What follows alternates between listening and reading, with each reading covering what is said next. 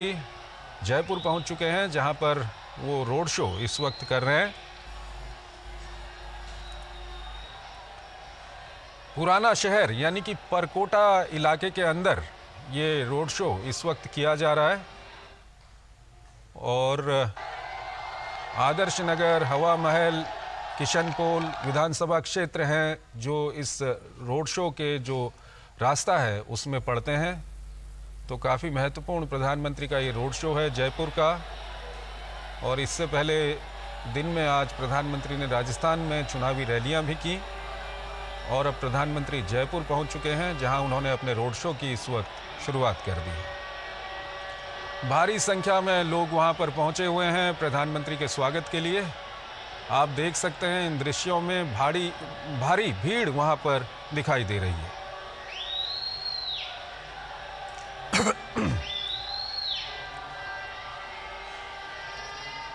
तो ये जयपुर से सीधे दृश्य इस वक्त आपको हम दिखा रहे हैं, जहां प्रधानमंत्री नरेंद्र मोदी ने अपना रोड शो अभी कुछ ही वक्त पहले वहां पर शुरू किया है। भारी संख्या में लोग जो रोड शो का रास्ता है उसके दोनों ओर जमा हैं प्रधानमंत्री की एक झलक पाने के लिए, प्रधानमंत्री का अभिवादन करने के लिए। और जो पारंपरिक लोक नृत्य हैं उनका भी वहाँ पर जगह जगह पर आयोजन किया गया है प्रधानमंत्री के स्वागत के लिए। भारतीय जनता पार्टी के झंडे लगाए गए हैं और काफ़ी संख्या में लोग वहाँ पर नज़र आ रहे हैं। और जो जानकारी हमको अभी तक प्राप्त हुई है उसके अनुसार पुराना शहर यानी कि जो परकोटा इलाका है जयपुर का, वहाँ इस रोड शो का आयोजन किया जा रहा है। और इस रोड शो के दौरान प्रधानमंत्री मोदी आदर्श नगर, हवा महल और किशनपोल विधानसभा क्षेत्र के इलाकों को कवर करेंगे। भारी संख्या में वहां पर लोग मौजूद हैं।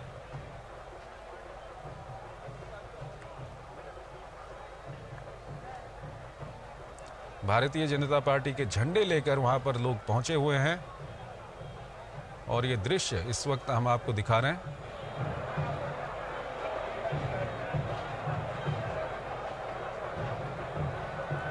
तो पीएम मोदी का जयपुर में रोड शो शुरू हो चुका है।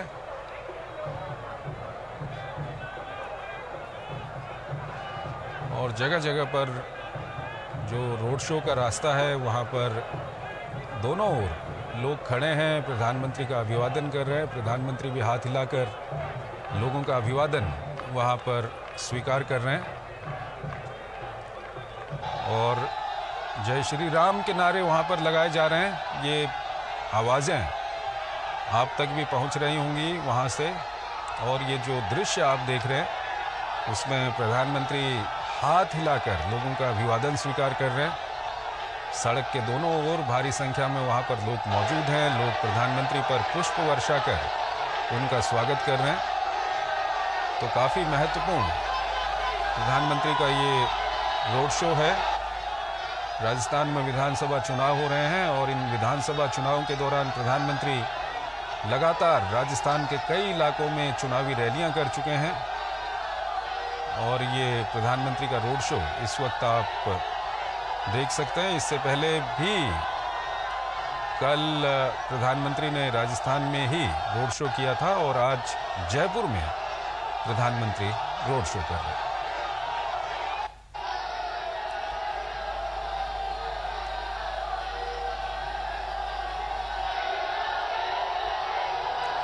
और ये भी बताया जा रहा है कि ये पहला मौका है जब जयपुर के इस पुराने इलाके में भारत के कोई प्रधानमंत्री पहुंचे हुए हैं। और जयपुर के सांगानेरी गेट स्थित हनुमान मंदिर से ये रोड शो शुरू हो चुका है, जो बापू बाजार, नेहरू बाजार, किशनपोल बाजार से होते हुए आगे बढ़ेगा।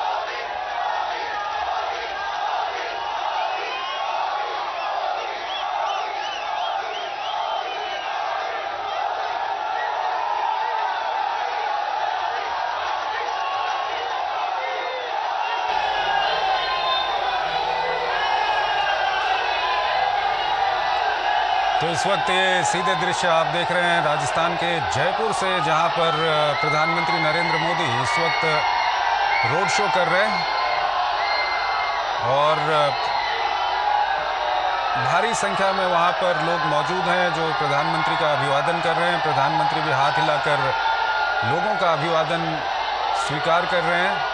और इससे पहले राजस्थान में आज दिन में भी प्रधानमंत्री ने जनसभाएं की हैं और अब शाम को जयपुर में जो राजस्थान की राजधानी है वहां पर प्रधानमंत्री एक रोड शो कर रहे हैं। भारी संख्या में लोग वहां पर मौजूद हैं जो प्रधानमंत्री का स्वागत कर रहे हैं। पुष्प वर्षा कर प्रधानमंत्री का स्वागत वहां पर किया जा रहा है।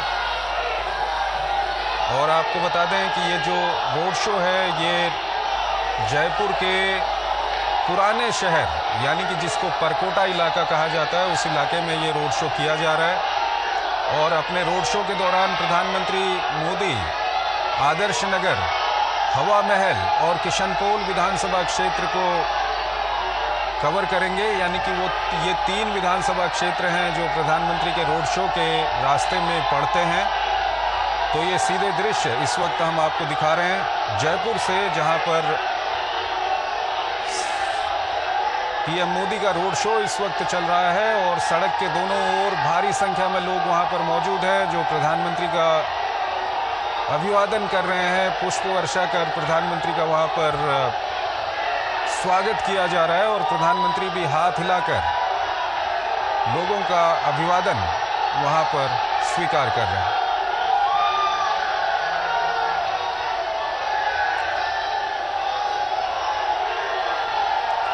तो काफ़ी महत्वपूर्ण प्रधानमंत्री का ये रोड शो है। राजस्थान में विधानसभा चुनाव चल रहे हैं और विशाल बैरिस्टो हमारे संवाददाता हमारे साथ जुड़ रहे हैं, उनसे हम बातचीत करेंगे।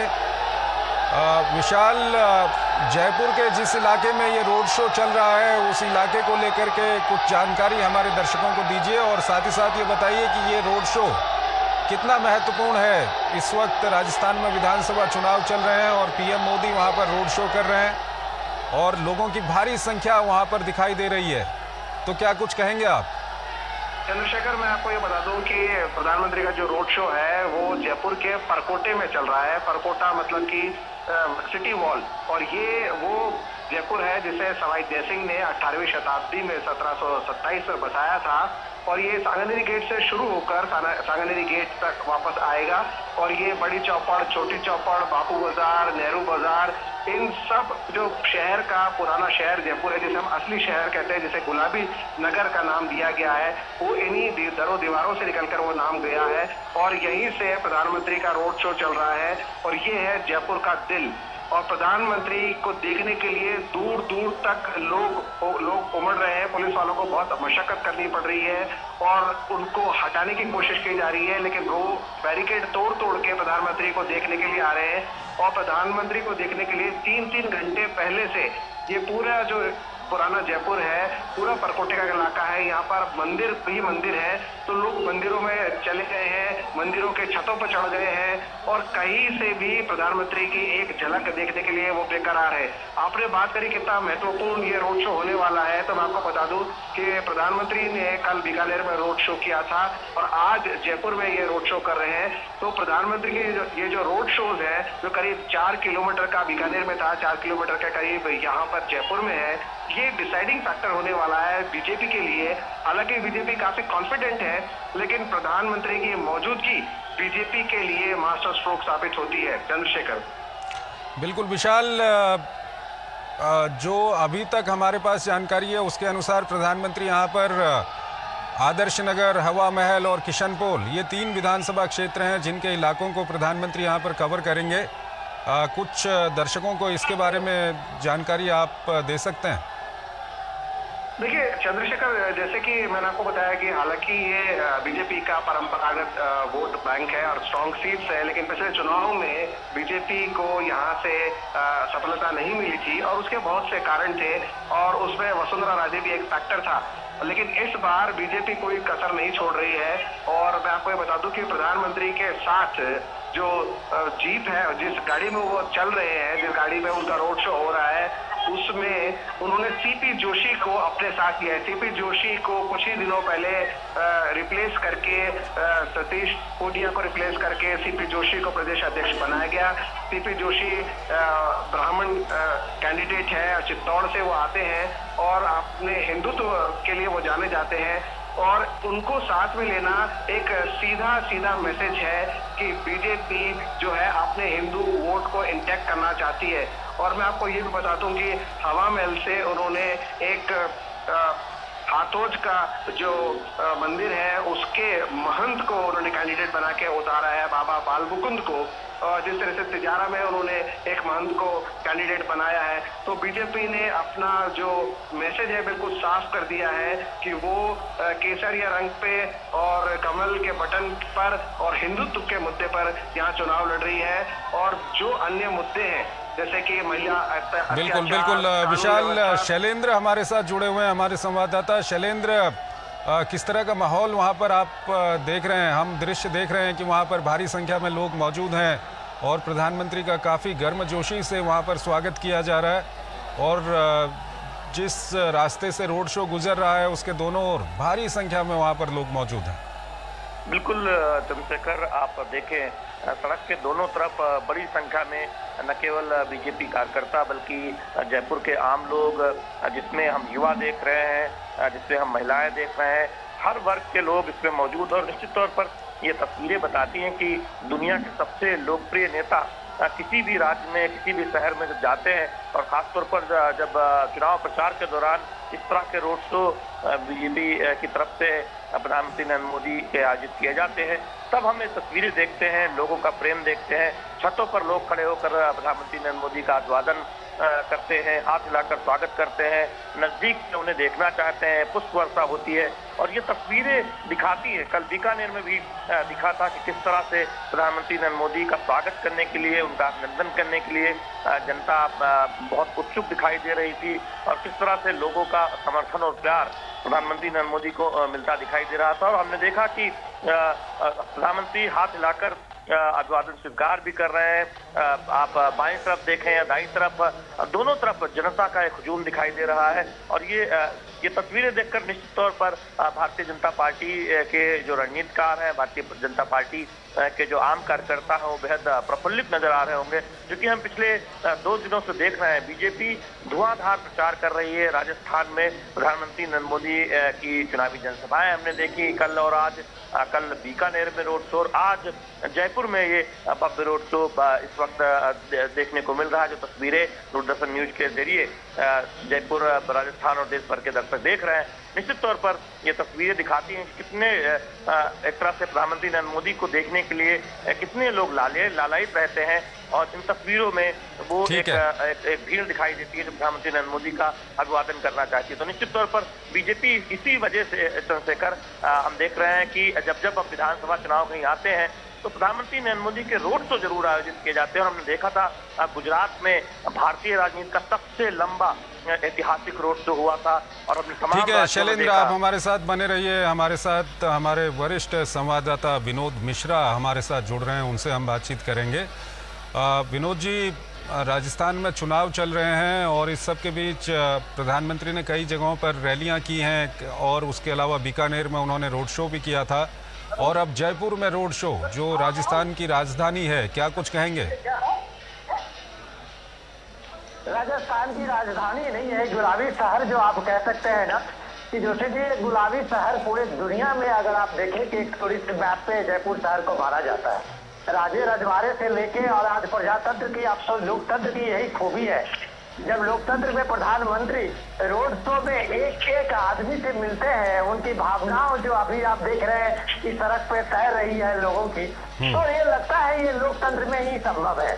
जब ये प्राइम मिनिस्टर खुद सड़क पे आते हैं और वो चलते हुए लोगों के साथ में वो एक कम्युनिकेशन करते हैं, वो संवाद बनाते हैं, तो ये इस देश की जो ताकत है ना, ये समझ में आती है कि इस देश की जनता जो है वो कितना इम्पोर्टेंट है।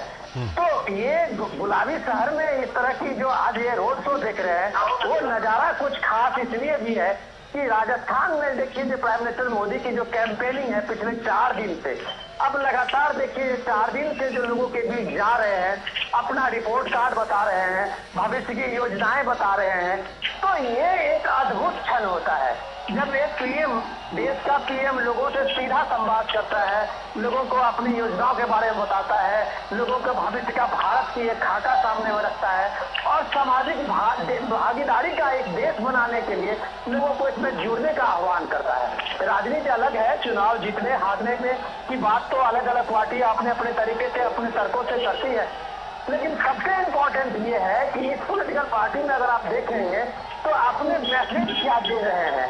तो जब आप लोगों के लिए मैसेज देते हैं, दूसरे पार्टी का जब आप चुनाव प्रचार देखते हैं, राजनीतिक नेताओं के बड़े बड़े नेता स्टार प्रचारक अभी राजस्थान में है, कांग्रेस से लेके आम आदमी पार्टी से लेके सबने अपनी ताकत सौंपी है, लेकिन जब वो एक मैसेज की बात होती है कि आप आम लोगों से संवाद करते हुए संवाद क्या दे रहे हैं, तब आपको लगता है वहां आपको एक फर्क लगता है। तो ये फर्क जो है पीएम जब रोड शो करते हैं और लोगों की बड़ी भागीदारी उसमें हुजूम साथ में चलते हुए देखते हैं, तब वो लगता है कि लोगों का कनेक्शन जो है, लोगों का कनेक्ट क्या है, ये आपको पीएम के रोड शो में दिखने को मिलता है। विनोद जी, 2008 में जयपुर में सीरियल ब्लास्ट हुए थे और पिछले दिनों जो जयपुर बम ब्लास्ट के आरोपी थे उनको कोर्ट ने बरी कर दिया क्योंकि उनके खिलाफ पर्याप्त साक्ष्य नहीं मिले थे।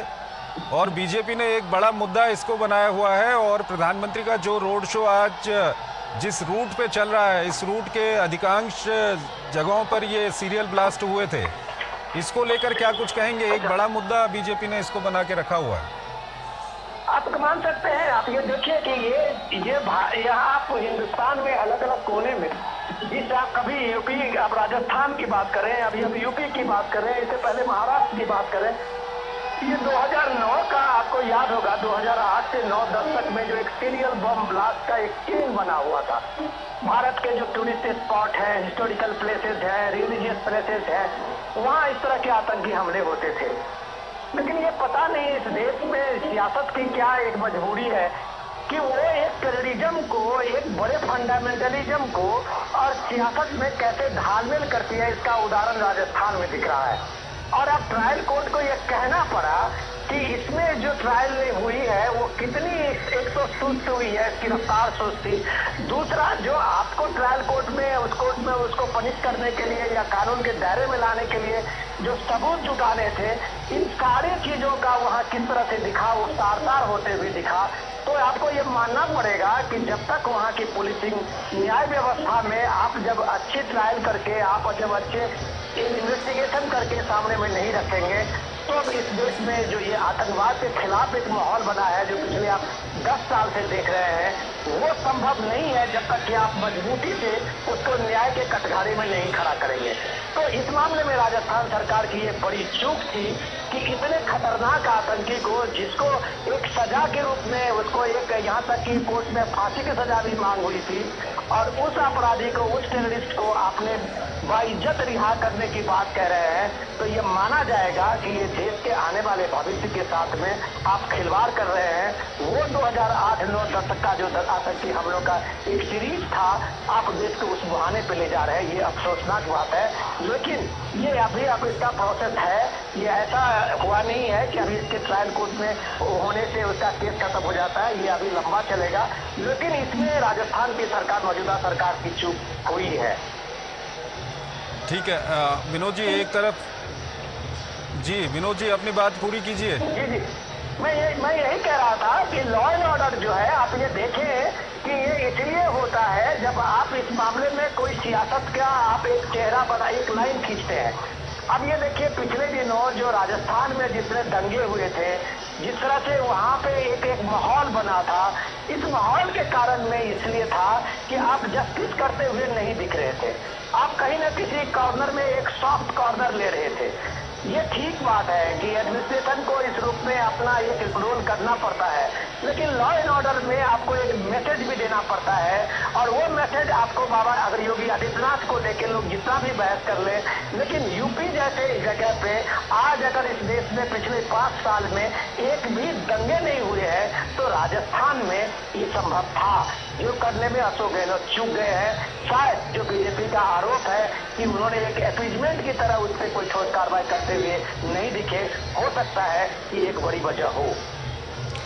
विनोद जी, इसके अलावा बार बार जो भी वहाँ पर जनसभाएं हो रही हैं, चाहे वो प्रधानमंत्री की जनसभा हो या बीजेपी के दूसरे नेताओं की जनसभा हो, बार बार जो राजस्थान की सरकार है उस पर आरोप लगाया जा रहा है महिलाओं के खिलाफ अत्याचार का, लॉ एंड ऑर्डर की वहाँ पर जो सिचुएशन है वो काफ़ी ख़राब हो चुकी है।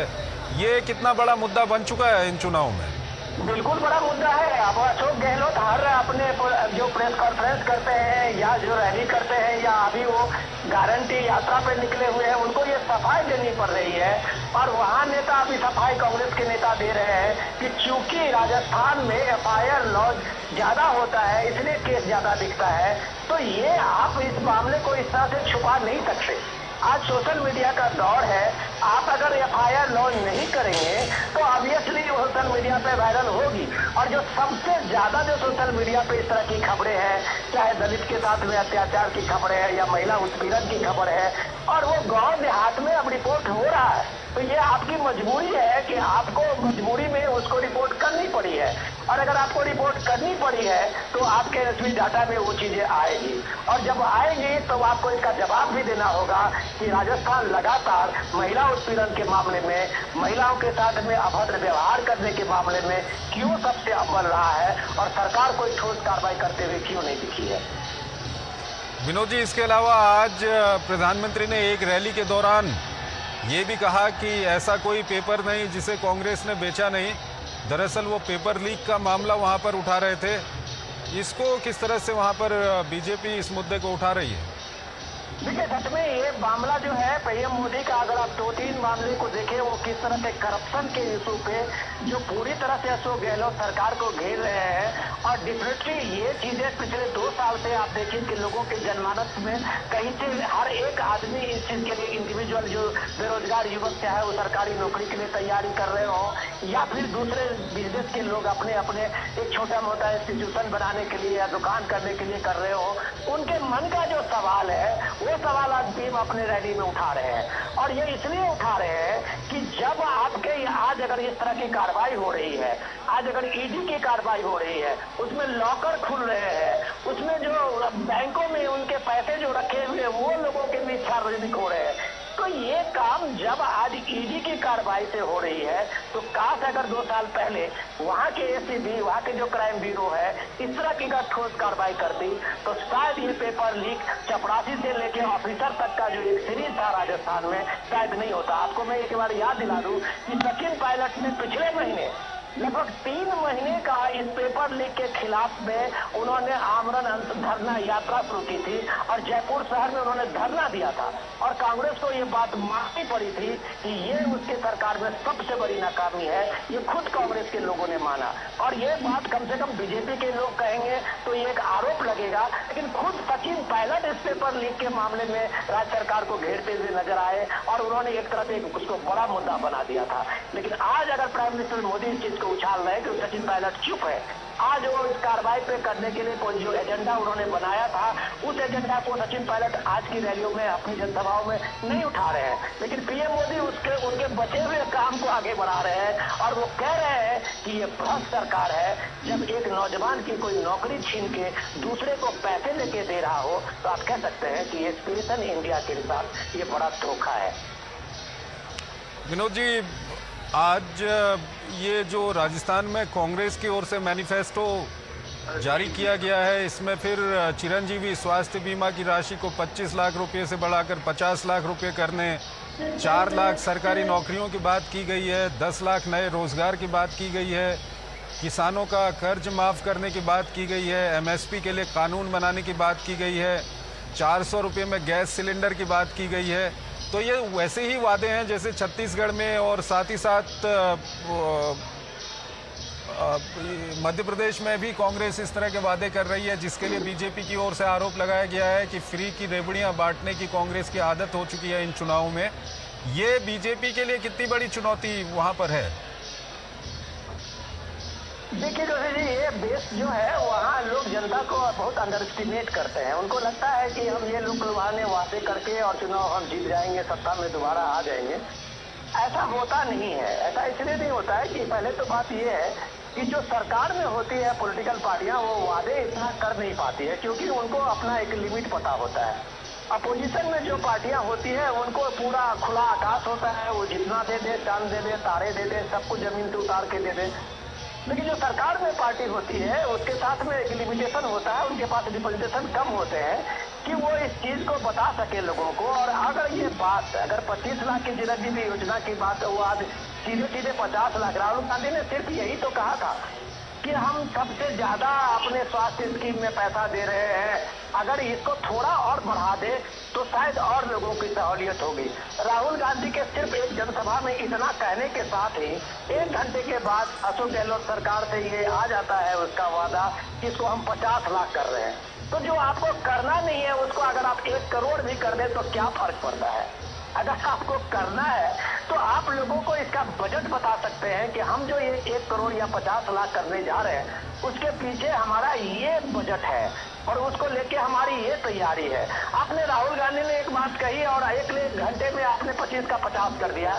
तो ये जो फेक है ना, वो नैरेटिव आपका आज की तारीख में नहीं चलता है। दूसरी बात कि आप ये देखिए कि एंटी इनकम्बेंसी का लोड जिस तरह से छत्तीसगढ़ में सरकार की थी, वहाँ भूपेश बघेल की सरकार के खिलाफ में थी, वो उससे ज्यादा अभी राजस्थान में अशोक गहलोत के खिलाफ में है। लॉ एंड ऑर्डर की सिचुएशन से लेके हर मामले, करप्शन से लेके वो इन सांप्रदायिक दंगों के मामले में, इन सारे चीजों को लेके अब अशोक गहलोत के सामने में यही विकल्प है कि वो अपना जो समाज कल्याण का जो उनका कुछ काम है, जिसको वो अभी मार्केट में अपना बाजार में, इलेक्शन बाजार में उतार सकते हैं, तो वो वही उतारने का काम किया। आपको याद होगा कि राहुल गांधी 50 दिन में ये पहली बार इस हफ्ते में 2 रैलियां की है। इससे पहले राहुल गांधी की राजस्थान में नो एंट्री थी। तो आप समझ सकते हैं कि अशोक गहलोत जानता था कि आप ये वादे की झाड़ी लगा के राजस्थान में कुछ बड़ा अचीव नहीं कर लेंगे। राहुल गांधी की जितनी आबादी उसने उतना हक, ये नारे से आप राजस्थान में कुछ नहीं कर पाएंगे। तो अशोक गहलोत ने एक तरह से राहुल गांधी की इस एंट्री को, पॉलिटिकल रैली को एक तरह से बैन किया हुआ था। अब ये लास्ट सीजन, इस इलेक्शन के में ये अंतिम फेज है जहाँ पे इसका चुनाव का प्रचार प्रसार बंद हो जाएगा 4 दिन के बाद। तो अब राहुल गांधी का यहाँ अपीयरेंस होता है और वो गेस्ट अपीयरेंस में ये वादे के साथ साथ अपनी बड़ी बड़ी बातें कहने लगे हैं। लेकिन अशोक गहलोत को पता है कि उनको जो अपना समाज कल्याण का जो उनका अपना कुछ काम है, जो एजेंडा है, उसी को वो साथ में रखेंगे। और ये इतनी बड़ी जो गारंटी यात्रा वो पिछले महीनों से कर रहे हैं, तो लोगों को बता रहे हैं कि जितना हम काम अभी तक किया है उसको आगे रखेंगे और इसमें हम कम से कम 20-25 और जोड़ेंगे। तो लोग भी ये बात पूछ रहे हैं ना, जब आप सरकार रहते हुए नहीं किया तो आप अगली सरकार बनने पर क्या करेंगे? ये बात लोग उनके पास सामने में एक सबसे बड़ा सवाल बन के खड़ा है। इसके अलावा विनोद जी, अगर हम कांग्रेस की बात करें तो कांग्रेस के अंदर एक तरफ सचिन पायलट धड़ा, दूसरी तरफ अशोक गहलोत का धड़ा, उसके अलावा लाल डायरी का भी मामला सामने आया। जो कांग्रेस पार्टी के अंदर का भीतरघात है वो कितना बीजेपी के लिए प्लस पॉइंट है यहाँ पर? देखिए, ये बताना जरूरी है। इस रोड शो के चलते चलते प्राइम मिनिस्टर का काफिला चल रहा है, लेकिन ये चर्चा आपने बहुत अच्छा की, इसमें शुरुआत की है कि सबसे इम्पोर्टेंट है कि आप देखिए कि छोटे छोटे चीजों को हम लोग मैंने अननोटिस कर देते हैं, उस चीज को मैंने अपने पॉलिटिकल कन्वर्सेशन में उसको नहीं लाते हैं। आप अभी 2 दिन पहले सचिन पायलट ने अभी एक प्रेस कॉन्फ्रेंस में कहा था, एक रिपोर्टर ने जैसे उनको पूछा कि अब आप रैली में खुल के हिस्सा ले रहे हैं तो क्या ये जो दूरियां हैं वो कम हो गई है? तो उनका जवाब था सचिन पायलट का कि हम ये रैली और ये इलेक्शन में का जो हमारा प्रचार प्रसार है वो हम मल्लिकार्जुन खड़गे के कहने से, पार्टी अध्यक्ष के कहने से कर रहे हैं। तो मतलब साफ है कि वो ये कह रहे हैं कि हमें कहा गया है कि तुम चुनाव मैदान में अपनी भूमिका निभाओ, तो इसलिए हम यहाँ आ गए हैं, बशर्ते कि उनका अपना कोई स्टेक नहीं है। Number 1 point. नंबर 2, उन्होंने कहा कि इस चुनाव में अगर हार की होती है, अगर हम सरकार में नहीं बनाने पाने की स्थिति हो तो इसकी जिम्मेदारी मेरी नहीं है। इसका मतलब वो ये भी कह रहे हैं कि 2018 में जैसा उन्होंने कैंपेन किया था और सचिन पायलट ने लीड लिया था और अचानक जब सरकार बनने की हुई तो 10 जनपद से अशोक गहलोत का नाम आया और वो चीफ मिनिस्टर बन गए थे। तो ये बात कर रहे हैं कि इस बार ऐसी नहीं है, इस जीत हार में मेरी कोई भूमिका नहीं है, अगर ये हार है तो सिर्फ अशोक गहलोत की हार होगी। तो इतना क्लियर कट मैसेज के बाद लोगों को समझने में कोई दिक्कत नहीं है। दिक्कत इसलिए नहीं है कि वो बात जानते हैं कि अशोक गहलोत सिंगल हैंडेडली इस पूरे इलेक्शन को अपने फंड से या जो भी चीजें हो इस इलेक्शन को लड़ रहे हैं। उसमें प्रियंका गांधी और मल्लिकार्जुन खड़गे उनके साथ होते हुए दिख रहे हैं। लेकिन कांग्रेस पार्टी को ये पता है कि अगर सचिन पायलट की भूमिका इसमें ज्यादा बढ़ेगी तो अशोक गहलोत भी पैर पीछे खींच सकते हैं। तो ये कसमकस जो है वो अभी भी राजस्थान के चुनाव में आखिरी फेज तक चल रहा है। जोशी जी, इसके अलावा विनोद जी, अगर हम जो बीजेपी बार बार तुष्टीकरण का आरोप वहाँ पर कांग्रेस के ऊपर लगाती रही है, उसको हम देखें तो कहीं न कहीं क्या आपको लगता है कि क्योंकि ये जिन इलाकों में आज प्रधानमंत्री वहाँ पर रोड शो कर रहे हैं, यहाँ पर कांग्रेस ने मुस्लिम कैंडिडेट खड़े किए हुए हैं, ये वही इलाके हैं जहाँ पर 2008 में सीरियल ब्लास्ट हुए थे और उन सीरियल ब्लास्ट के जो आरोपी हैं उनको बरी कर दिया गया क्योंकि उनके खिलाफ पर्याप्त सबूत नहीं थे। बीजेपी ने एक बड़ा मुद्दा इसको बनाया है। उसके अलावा बीजेपी वहाँ पर पीएफआई की भी बात करती है, दूसरे कई अन्य मुद्दे उठाती है। तो आपको लगता है कि ये बीजेपी के जो मुद्दे हैं वो जनता के दिमाग में किस हद तक वहाँ पर असर कर रहे होंगे? हमें ये भूलना नहीं चाहिए कि लोग कभी भूलते नहीं हैं इन चीजों को। लोगों के साथ में जो 5 साल हुए हैं और जिस तरह से लोगों ने सफर किया है, हमको ये बताने की जरूरत नहीं है कि लोग एक एक चीजों से वो खुद रूबरू हुए हैं, उन्होंने उस चीज को भोगा है। इसी जयपुर शहर में जो दंगे हुए हैं पिछले दिनों, इसी जयपुर शहर में जो बम धमाके हुए थे, क्या आपको लगता है कि लोगों के दिमाग से वो चीजें निकल गई है? ऐसा नहीं होता है। ये बात लोगों के दिमाग में है। हर आदमी चाहता है एक पुरस्कृत एक शांतिपूर्ण माहौल चाहता है, चाहे वो किसी भी कम्युनिटी के हो। कोई कम्युनिटी नहीं चाहता है कि वो झगड़े फसाद में दंगे में उसका समय बर्बाद हो, उसकी जो कारोबार है वो बिजनेस खत्म हो। ये टूरिस्ट प्लेस है राजस्थान का, जो आप ये कह सकते हैं कि राजस्व में टूरिज्म की सबसे बड़ी भूमिका है। और अगर इस तरह की चीजें राजस्थान में होते रहे, शहरों में इस तरह के धमाके होते रहे, सांप्रदायिक दंगे होते रहे, तो आप भला कैसे ही टूरिस्ट से उम्मीद करते हैं कि राजस्थान के जयपुर के इस बुलंद शहर को देखने आएंगे? तो जो माहौल था पिछले 2-3 साल में आप देखें, उस माहौल में राजस्थान लोगों को डरा रहा था। और ये बात वहाँ के अक्रॉस सारे कम्युनिटी को इस बात की चुभती थी बात कि यार इस पे सरकार को एक फर्म डिसीजन लेना चाहिए। तो मैं आपको पहले भी इस चीज का उदाहरण दिया था कि अगर यूपी में इतना बड़ा यूपी का 23-24 करोड़ के यूपी में पूरी दंगा का एक ये बन सकता है वहाँ जीरो टॉलरेंस, तो क्या ये राजस्थान में नहीं हो सकता था? ये हो सकता था।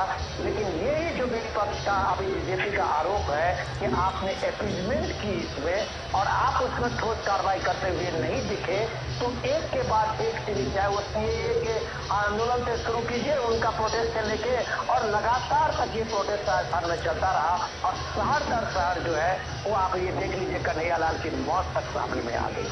तो ये जो इस तरह की चीजें बनी, काश ये अगर पहले दिन ही अगर रुकता तो उदयपुर का वो कन्हैयालाल की दुर्घटना नहीं होती, इस तरह की चीजें हत्या नहीं होती, इस तरह का एटमॉस्फेयर नहीं बनता। तो ये सरकार की एक बड़ी जिम्मेदारी होती है कि जो एटमॉस्फेयर बन रहा है उसको समय रहते उसको रोके और एक माहौल बनाए, क्योंकि राजस्थान एक टूरिस्ट प्लेस है। राजस्थान के हर शहर में लोग जो जाते हैं वो एक फील करते हैं उस टूरिज्म स्पॉट को रूप में। अगर वहाँ शांति नहीं होगी, वहाँ खुशहाली नहीं होगी, माहौल नहीं बनेगा, तो नेशनल इंटरनेशनल क्या लोकल टूरिस्ट भी एक दूसरे शहर में जाते हुए हिचकिचाएंगे। हाँ विनोद जी, इसके अलावा क्योंकि अभी बिल्कुल ये विधानसभा चुनाव वहाँ पर हो रहे हैं और अभी की जो देशकाल परिस्थिति है उसकी अगर हम बात करें तो जनवरी में राम मंदिर की प्राण प्रतिष्ठा की तारीख भी तय हो गई है और बीजेपी के नेता अब जहाँ भी चुनावी रैलियों के लिए जा रहे हैं इस बात को ज़रूर बोल रहे हैं। तो ये जो राम मंदिर का मुद्दा है इस बार के चुनाव की अगर हम बात करें और ख़ासकर अभी क्योंकि प्रधानमंत्री जयपुर में रोड शो कर रहे हैं, हम राजस्थान की बात करते हैं, वहाँ पर कितना असर करेगा ये मुद्दा? आपने बहुत सही सवाल किया है कि देखिए ये इलेक्शन में जिसको लग रहा हो कि अब वो राम मंदिर का मुद्दा वो खत्म हो गया है और उसमें कुछ अभी बचा नहीं है, तो उसके लिए कम से कम ये है कि राजस्थान, गुजरात, ये सब ऐसे ऐसे स्टेट रहे हैं जो कार सेवा के रूप में अगर आप देखिए कि उस समय से राम मंदिर आंदोलन में राजस्थान कभी दूसरे तीसरे नंबर का स्टेट आता था। तो आप ये देखिए कि ये वीरों का शहर है, ये धरती त्याग और कर त्याग के लोगों का शहर है। ये शहर जो है वो सबसे ज्यादा भारत की आस्था, भारत की जो सनातन संस्कृति है उसके ध्वज रक्षक के रूप में राजस्थान के शूरवीरों का सबसे पहला नाम रहा है। तो ये जब कभी आप राजा राम की और उसके प्राण प्रतिष्ठा की बात होती है, भव्य राम मंदिर की, तो राजस्थान जाहिर सी बात है कि उसके घर घर में एक उत्सव का माहौल है। हमने देखा है कि वहाँ राम को लेके, वो एक आदर्श पुरुष को लेके वहाँ पे जो लोगों में एक कनेक्शन है। तो ये बात तो जरूर है, जब यहाँ पे अमित शाह अपनी रैलियों में जाते हैं और वो एक इन्विटेशन देते हैं कि यहाँ सारे लोग आए, जो 22 तारीख का वहाँ का राम मंदिर का शिलान्यास का, रामलला का जो प्राण प्रतिष्ठा हो रही है मूर्ति का, तो जाहिर सी बात है ये लोगों के दिल में है। तो अगर कोई बड़े लीडर जब बात करते हैं पब्लिक फोरम में, तो वो लोगों के दिल को टटोलते हैं कि उनके मन में जो वो चीजें हैं वो एक तरह से बाहर आए, वो भावनाएं वो सामने में दिखे। और इस भावना को लेके ये आप जरूर कह सकते हैं कि इसका बहुत बड़ा इम्पैक्ट है, क्योंकि भारत के 500 साल के इतिहास में संघर्ष के बाद अगर ये 22 जनवरी का वो सपना पूरा हो रहा है, तो आप मान सकते हैं कि हिंदुस्तानी, करोड़ों हिंदुस्तानी का, उनके 3-4 पीढ़ियों का, पूर्वजों का जो एक सपना था वो साकार होते हुए देख के डेफिनेटली आप कह सकते हैं कि ये एक बड़ा मुद्दा है और लोगों के मन में जरूर है ये सब। विनोद जी, फिर हम उन मुद्दों की ओर आते हैं जिन मुद्दों को यहाँ पर काफ़ी उठाया जा रहा है, और उन मुद्दों की हम बात करें उससे पहले आपसे ये जानना चाहेंगे कि चाहे हम छत्तीसगढ़ की बात करें, मध्य प्रदेश की बात करें या राजस्थान की बात करें, ये जो वादे करने की इस बार राजनीति चल रही है कि कुछ भी वादा आप कर दें और आप ये ना बताएं कि उन वादों को कैसे पूरा करेंगे, तो इस राजनीति को इस बार के चुनाव में थोड़ा सा ये बढ़ गया है। क्या कहेंगे इस बारे में? सबने क्या, मैं तो ये कहूँगा कि ये वादे तो अब इस तरह से बता रहे हैं कि मुझे लगता है कि जब सब कुछ लोगों को इस वादे से और इस गारंटी से मिल ही रहा है, तो लोगों को शायद कुछ करने की जरूरत ही ना हो। तो इतनी जब वादे की लिस्ट में, और मुझे तो ये लगता है कि मैनिफेस्टो आने के बाद भी छत्तीसगढ़ में आपने देखा होगा कि रोज कुछ न कुछ पब्लिक रैलियों से वादे निकलते रहे थे। तो ये लिस्ट बड़ी हो रही है, लेकिन शायद इनको कोई पूछने वाला नहीं है कि इतनी बड़ी लिस्ट के पास आपके पास में इसका फंड का क्या मैनेजमेंट है। तो उनके सामने में ईश्वर जोशी जी, हमको ये बात नहीं भूलनी चाहिए कि आपके साथ में ये गारंटी वाला जो स्कीम और फॉर्मूला है उसका 2 बेस्ट उदाहरण आपके साथ में कांग्रेस का हिमाचल प्रदेश और कर्नाटक है। कर्नाटक सरकार ने 6 महीने पूरे किए हैं आज के ही दिन। सारे अखबारों में बड़े बड़े इश्तेहार चले हैं, निकले हैं, और कर्नाटक सरकार ने अपनी उपलब्धि बताई है। लेकिन वो कर्नाटक सरकार अब 5 गारंटी पे बात नहीं कर रही है, क्योंकि उनको पता है कि जब कर्नाटक सरकार ने 5 गारंटी में, राहुल गांधी का ये वादा था इलेक्शन में कि पहले कैबिनेट में ये 5 गारंटी जो हम लोगों के सामने में रख रहे हैं उसको हमारी सरकार पूरी हो करेगी, और वो सरकार उनकी पहली कैबिनेट ही 2 महीने के बाद हुई, और ये 6 महीने हो गए, वो 2 अभी तक एजेंडे से आगे नहीं बढ़े, वो भी राइडर के साथ। तो जब आप कर्नाटक के एक स्टेट, एक संपन्न स्टेट में, मैं जैसे आपको एक केस स्टडी के रूप में एग्जांपल दे रहा हूँ, जब एक संपन्न स्टेट में जिसका 3.5 लाख करोड़ का बजट है, उस बजट में आप 5 जो आपका फ्रीबी का एजेंडा है, जिसको आपने गारंटी नाम दिया है, उसको पूरा करने में आपको इतनी मशक्कत करनी पड़ रही है। तो राजस्थान जैसे, छत्तीसगढ़ जैसे इन छोटे इस राज्यों में, एक जो कि जिसकी इकोनॉमी बहुत कमजोर है, ऐसे राज्यों में आप कल्पना करिए कि आप कैसे पूरा करेंगे। तो ये बात लोगों को पता है, और लोगों को ये भी पता है कि जब आप किसी चीज के फ्री करते हैं ना, तो आप ये बात जान लीजिए कि कहीं दूसरी तरफ से उसके पॉकेट से पैसा निकाल भी देते हैं। ये वही राजस्थान है जिसमें आपने 1 महीना पहले कहा कि हम गैस को 500 रुपये गैस देंगे, और अगले महीने में आपने पेट्रोल और डीजल का दाम वैट बढ़ा दिया। तो आप सोच लीजिए, उसी जनता को उसी वैट के रूप में आपने पैसा भी पॉकेट से ले लिया। उसी के बॉर्डर के आसपास, वो राजस्थान के शहर के जो आसपास के लोग थे, वो यूपी में पेट्रोल भरा रहे थे, हरियाणा में पेट्रोल भरा रहे थे, लेकिन वो जयपुर के किसी पेट्रोल पंप पर नहीं भरा रहे थे, क्योंकि उनके पॉकेट ढीली हो रही थी। तो ये जब आप लोगों के सामने में एग्जाम्पल है कि सरकार या कोई भी चीजें दुनिया में फ्री नहीं मिलती है। आपको जो अभी फ्री मिल रही है सामने से, वो पॉकेट के पीछे से आपके पैसा निकाला भी जा रहा है। तो ये ऐसा हकीकत हर लोगों के सामने में है और लोग इस बात को महसूस कर रहे हैं। इसलिए आप लिस्ट चाहे जितनी भी बड़ी कर लीजिए, इसका चुनाव में बहुत ज्यादा इम्पैक्ट नहीं होता। ठीक है विनोद जी, बार बार बीजेपी विनोद जी आप हमारे साथ बने रहिए। हम हमारे संवाददाता शैलेंद्र मिश्र भी हमारे साथ जुड़े हुए हैं। शैलेंद्र, ये जिस तरह का रिस्पांस मिल रहा है वहाँ पर प्रधानमंत्री के रोड शो को, क्या कुछ अंदाजा लगा सकते हैं इससे? निश्चित तौर पर देखिए, बीजेपी काफी प्रसन्न होगी।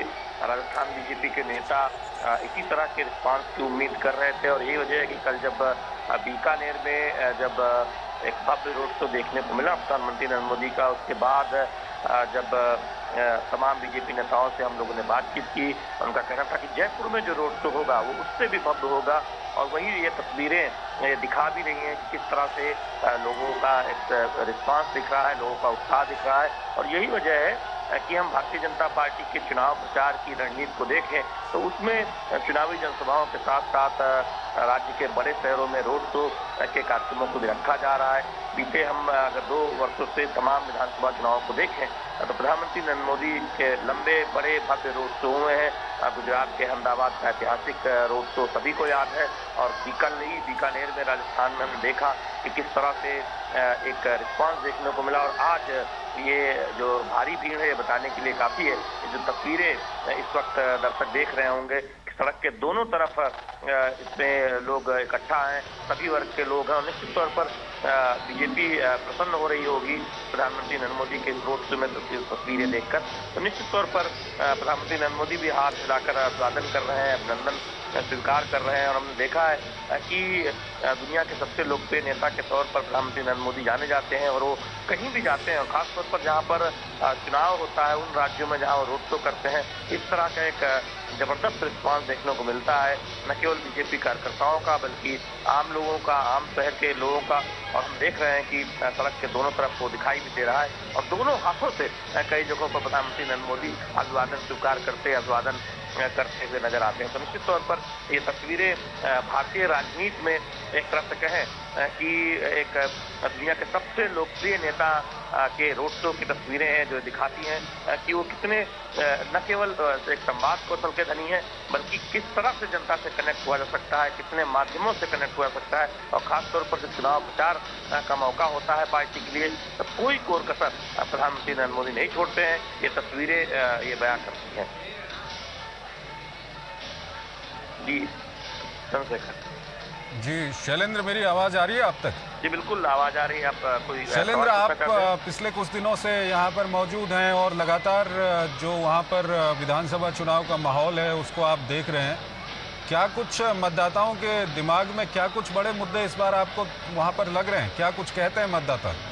देखिए, पहली बात तो है कि हम जानते हैं कि राजस्थान के विधानसभा चुनाव को एक तरह से बीजेपी एक तरफ और कांग्रेस एक तरफ, इस तरह से पीछे आप कई दशकों से देखें तो कांग्रेस वर्सेस बीजेपी का चुनाव रहता है। लेकिन कांग्रेस के लिए एक दुविधा ये है कि जो एक राष्ट्रीय स्तर पर जो उन्होंने गठबंधन बनाया है, उसके तमाम गठबंधन सहयोगी एक तरह से देखें वो दमखम लगा रहे हैं, वो उस कांग्रेस के गठबंधन का हिस्सा नहीं है, यानी वो अलग चुनाव लड़ रहे हैं, वो अपनी अलग राजनीतिक जमीन तलाश रहे हैं। तो कांग्रेस के लिए चुनौती है। दूसरी बात है कि जिन मुद्दों को बीजेपी ने उठाया है राजस्थान में अशोक गहलोत सरकार के खिलाफ, वो बड़े मुद्दे बनते हुए दिखाई दे रहे हैं। और कांग्रेस का जो घोषणा पत्र आया, कांग्रेस उसमें भी एक तरफ से देखें उन मुद्दों की छाप दिखाई देती है, चाहे महिलाओं के लिए एक सुरक्षा व्यवस्था की बात हो, क्योंकि राजस्थान के आंकड़े बताते हैं कि महिला अत्याचार के मामले में राजस्थान एक अग्रणी प्रदेश है। कानून व्यवस्था को लेकर यहाँ की स्थिति ठीक नहीं है।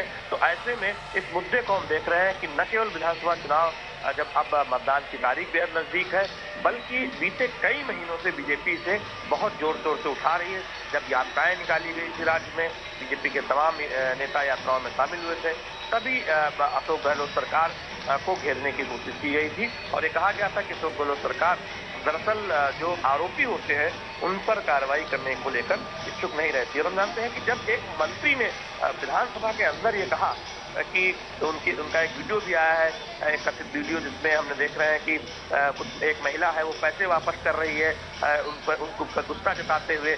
तो दरअसल जब उन्होंने एक बयान दिया कि राजस्थान मर्दों का प्रदेश है और उस बयान की इतनी निंदा हुई, चौतरफा आलोचना हुई कि महिला अत्याचार इसलिए होते हैं यहाँ पर ज्यादा, क्या ऐसा कोई नेता कैसे कह सकता है? और बीजेपी ने सवाल ये उठाया कि उसी वक्त राजस्थान की गहलोत सरकार ने या फिर कांग्रेस के आला कमान ने निर्देश क्यों नहीं दिए कि उस नेता को मंत्रिमंडल से हटाया जाए, और न केवल उसे मंत्रिमंडल में बनाए रखा गया बल्कि विधानसभा चुनाव में टिकट भी दिया गया, यानी कांग्रेस के टिकट पर वो उम्मीदवार भी हैं, चुनाव भी लड़ रहे हैं। तो ऐसे में इस मुद्दे को बीजेपी ने एक बहुत बड़े स्तर पर पूरे राजस्थान में उठाया है कि देखिए, एक तरफ बीजेपी है जो चाहती है कि महिला के लिए राजस्थान सुरक्षित हो, और दूसरी तरफ कांग्रेस पार्टी की सोच दर्शाता है कि एक ऐसा शर्मनाक बयान जो नेता देता है उसे मंत्रिमंडल में बनाए रखा जाता है, उसे टिकट भी दिया जाता है, और उसके हम जानते हैं कि तमाम ऐसी घटनाएं हुई जिसमें आरोप लगे कि राजस्थान की सरकार ने ठीक से उस पर गंभीरता से संज्ञान नहीं लिया, आरोपियों पर कार्रवाई नहीं की। तो ये एक बहुत बड़ा मुद्दा हम राजस्थान में बनता हुआ देख रहे हैं। सुरक्षा व्यवस्था का जो मुद्दा है वो बहुत एक तरह से कहें बड़े स्तर पर ये उठता हुआ दिख रहा है। दूसरी बात यह, हाल के 2-3 दिनों में देखें, प्रधानमंत्री नरेंद्र मोदी ने जब से अपनी चुनावी जनसभाओं में इस बात को उठाया है कि पेट्रोल राजस्थान में 10 से 12 रुपये प्रति लीटर ज्यादा मिलता है, कीमत पर मिलता है पड़ोसी राज्यों के मुकाबले, हरियाणा हो, उत्तर प्रदेश हो, गुजरात हो, तब से हम देख रहे हैं कि ये एक बहुत बड़ा चर्चा का विषय है कि आखिर कांग्रेस जो लगातार केंद्र सरकार से कहती रहती है कि महंगाई से राहत दिलाने के लिए कदम उठाने चाहिए, जब केंद्र सरकार ने तमाम कदम उठाए, बीजेपी शासित राज्यों ने कदम उठाए, पेट्रोल डीजल पर वैट कम किए, तब राजस्थान ने और कांग्रेस शासित राज्यों ने वो कदम क्यों नहीं उठाए? और यही वजह है कि यहाँ पर 11 रुपये तक पेट्रोल महंगा मिलता है, और बीजेपी ये कह रही है कि अगर उसकी सरकार बनती है, भाजपा राज्य में सत्ता में आती है, तो पेट्रोल की कीमतों की समीक्षा होगी। तो ये एक बहुत बड़ा मुद्दा हम बनता दिखाई दे रहे हैं, इसलिए भी कि इस पर हमने देखा कि अशोक गहलोत की प्रतिक्रिया आई, उन्होंने एक सफाई देने की कोशिश की कि राजस्व की जरूरत होती है, या फिर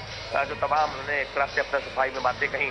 तो ये एक ऐसा मुद्दा है जो काफी चर्चा का विषय बनता हुआ नजर आ रहा है। तीसरी बात यह है कि विकास को लेकर हम देखते हैं कि बीजेपी एक तरह से दो तस्वीर सामने रख रही है, जनता को बता रही है कि देखिए, एक तरफ केंद्र सरकार की कल्याणकारी योजनाएं हैं, एक तरफ कोरोना के दौरान गरीबों के भूख की चिंता प्रधानमंत्री नरेंद्र मोदी ने की, 80 करोड़ लोगों को मुफ्त राशन दिया, 5 साल उसे और आगे बढ़ाने की बात है। तो दूसरी तरफ राजस्थान सरकार ने क्या किया है, युवाओं के भविष्य के साथ खिलवाड़ किया है, पेपर लीक का मामला है, लाल लॉयल्टी का मामला है, करप्शन का मामला है, और तमाम योजनाओं में इतनी गंभीरता नहीं दिखाई है राजस्थान सरकार ने जो केंद्र सरकार की योजनाएं हैं, लिहाजा राजस्थान में उतना उसका लाभ नहीं मिल पाया है। तो ये एक तुलनात्मक जो तस्वीर भारतीय जनता पार्टी के नेता रख रहे हैं, वो उस पर भी हम देख रहे हैं कि रिस्पॉन्स भी कांग्रेस की तरफ से कई बार दिखाई देता है।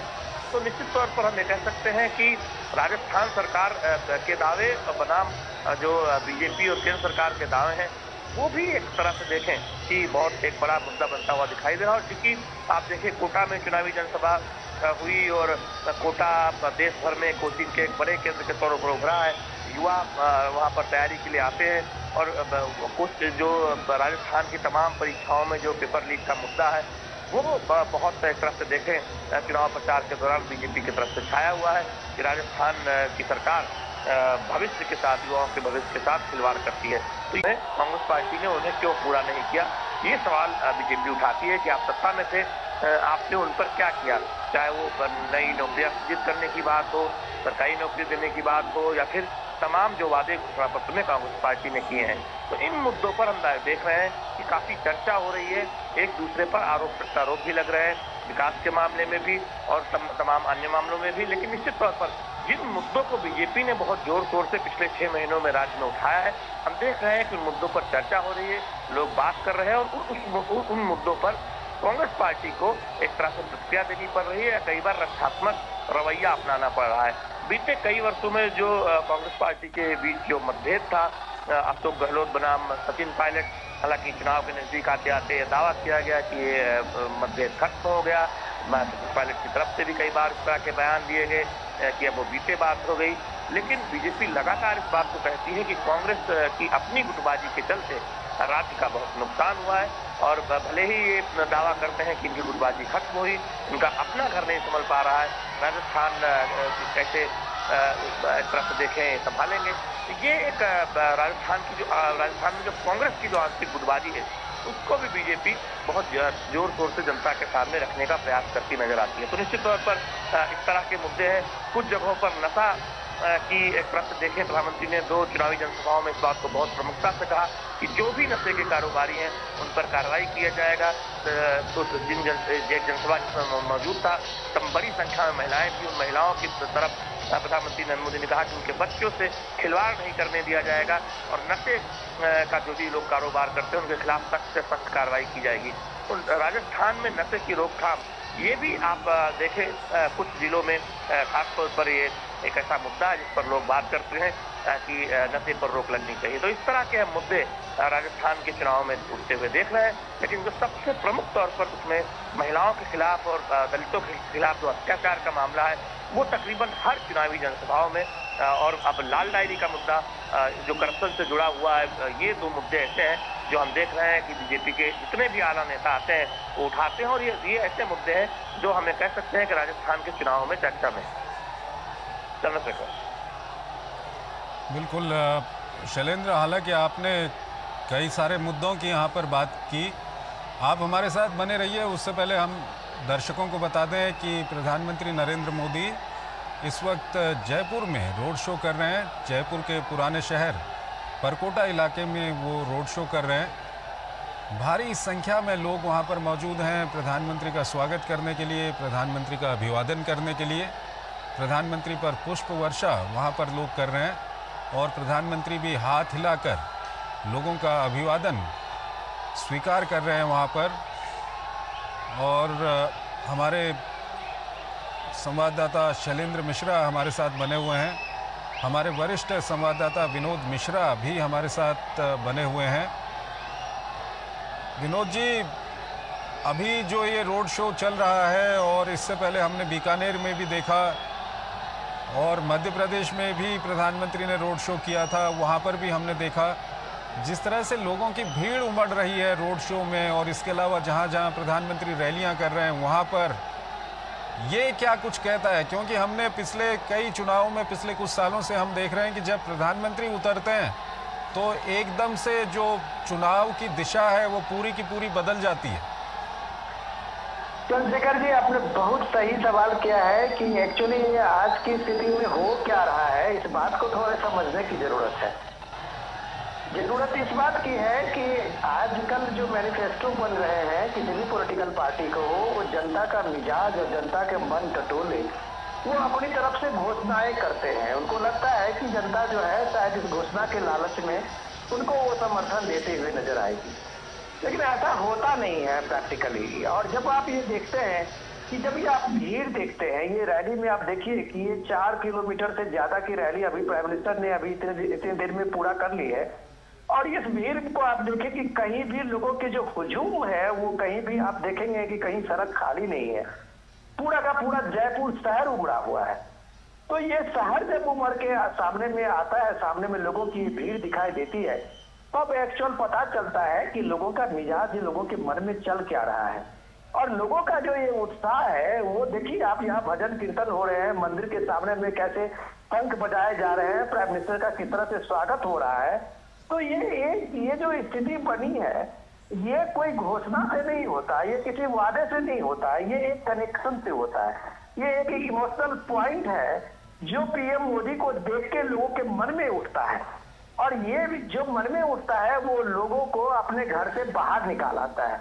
अब इसमें देखिए कि जहां तक मैं देख पा रहा हूँ, भीड़ में छत पे देखिए लोग खड़े हुए हैं, अपने अपने घरों के छत पे खड़े हुए हैं, सड़क पे खड़े हुए हैं, दुकान के सामने में सारे लोग खड़े हुए हैं, दुकानें बंद है, बाजार बंद है।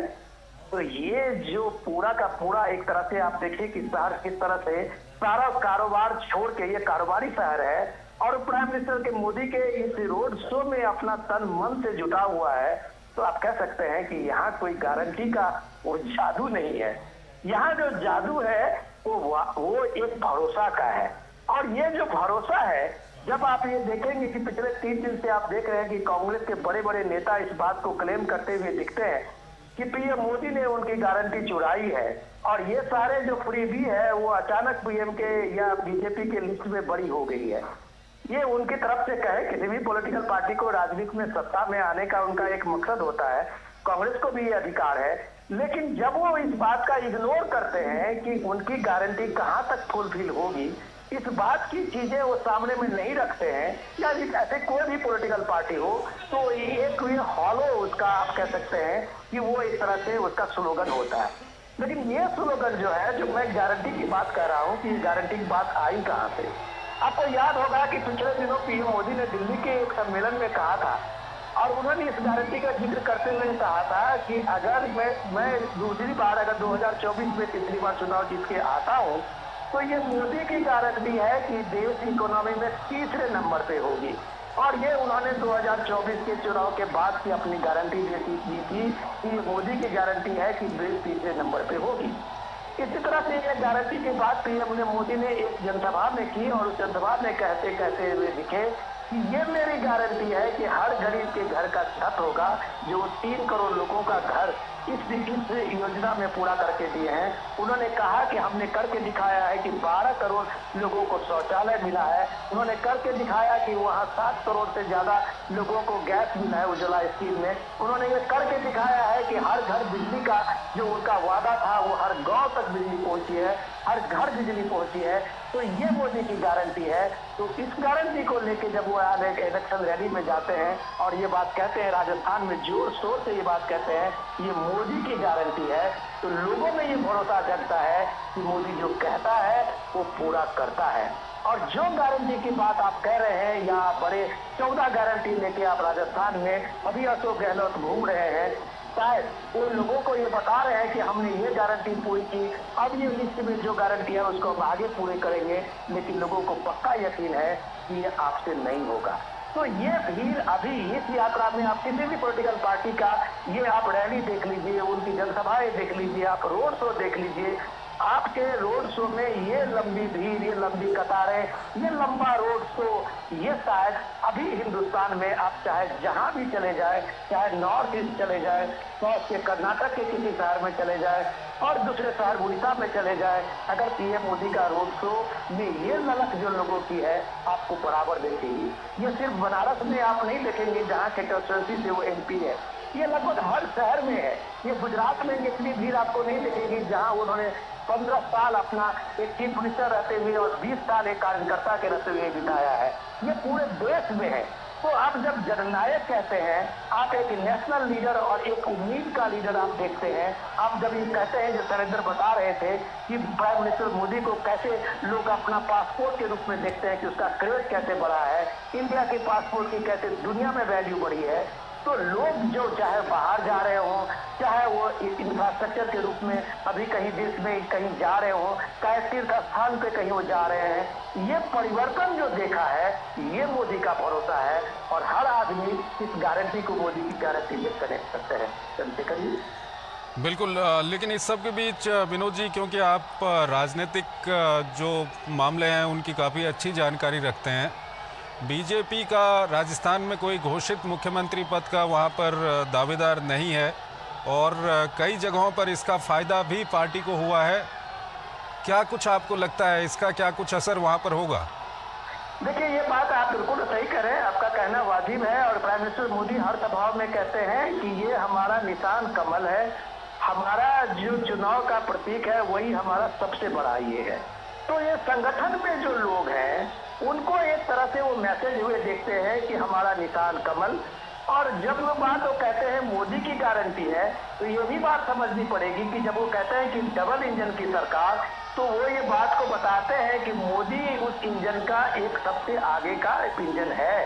और ये इंजन को आप ये देखें, और ऐसा नहीं है, जो लोग समीक्षक, राजनीतिक समीक्षक इसकी बात बताते हैं कि राजस्थान में मोदी की गारंटी है, एमपी में मोदी की गारंटी है, छत्तीसगढ़ में मोदी की गारंटी है, सब जगह कमल का निशान जो है वही उनका एक सिंबल बना हुआ है, वही लीडरशिप है। तो ये बात आज पहली बार नहीं हो रहा है। आप त्रिपुरा के चुनाव में देखिए, वहां भी मोदी का कमल निशान और मोदी ही थे गारंटी में। वहां आप जितने चुनाव का अभी आप उत्तराखंड में देख लीजिए, आप उत्तर प्रदेश में देख लीजिए, ये सारे गुजरात में आप देख लीजिए, ये सारे चुनाव अभी जो पिछले दशक में हुए हैं, पिछले 5 साल में हुए हैं, हर चुनाव में मोदी चेहरा थे और हर चुनाव में लोगों ने मोदी के ही भरोसा करके वहां चुनाव का में बीजेपी को जिताया है। और ये अलग बात है कि विधानसभा के जीते हुए कैंडिडेट ने अपने अपने अपने अपने तरफ से अपने नेता को चुना है, सदन का नेता चुना है, लेकिन फेस इन सारे चुनावों में मोदी ही रहे हैं। तो ये बात आपको माननी पड़ेगी कि राजस्थान कोई एक्सपेरिमेंट नहीं है। अभी आप देख ही लीजिए कि वहां भी भूपेश बघेल को इतना ये माना जाता था कि सबसे कद्दावर फेस है उनका, लेकिन चीफ मिनिस्टर के रूप में कांग्रेस ने उनका नाम भी घोषित नहीं किया था। तो ये अलग अलग पार्टी की जब अपने बारे में तर्क अलग देते हैं और बीजेपी के बारे में अलग तर्क देते हैं, तो ये तर्क शायद जस्टिफाई नहीं होता है। लोग हर बात में कहा जाता है, कांग्रेस में कहा जाता है कि आला कमान फैसला करेंगे। राजस्थान के बारे में भी सचिन पायलट कर रहे हैं कि चीफ मिनिस्टर कौन होगा वो आला कमान फैसला करेंगे। तो मोदी तो ये बात कहते हैं कि जीते हुए जो एमएलए हैं वो चुन के उस बात को तय करेंगे कि उनका नेता कौन होगा। अभी इन सभाओं में, अभी इस इलेक्शन में मोदी फेस है, ये बात तो मोदी कह रहे हैं और सच्चाई से कर रहे हैं, साफगोई से कर रहे हैं। इसमें कोई भी छुपा नहीं रहे कि आला कमान तय करेगा कि नेता कौन होगा। यहाँ जो भी कह रहे हैं वो सामने में कह रहे हैं। चंद्रशेखर जी।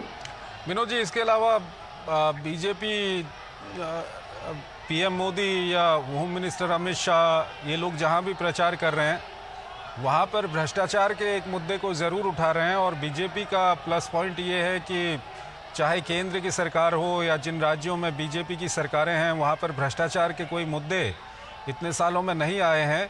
तो ये कितना फ़ायदेमंद है बीजेपी के लिए, और इस भ्रष्टाचार का जो मुद्दा है ये लोगों पर कितना असर करता है? देखिए, ये बात जब एक आदमी, अगर प्राइम मिनिस्टर मोदी जैसे लोग इस बात को पब्लिक में कहते हैं कि जीरो टॉलरेंस करप्शन पे, तो वो सबसे पहले उन्होंने करके दिखाया है। आप ये देख लीजिए कि जितने भी फ्लैशिंग स्कीम है और उसमें जो पैसे लोगों के पास जाते हैं, वो सेंटर से चला हुआ 1 रुपया सीधे उसके खाते में पहुंचता है। चाहे प्राइम मिनिस्टर सम्मान निधि हो या कुछ सब्सिडी की बात हो या पेट्रोल और गैस के में आप ये देखिए सब्सिडी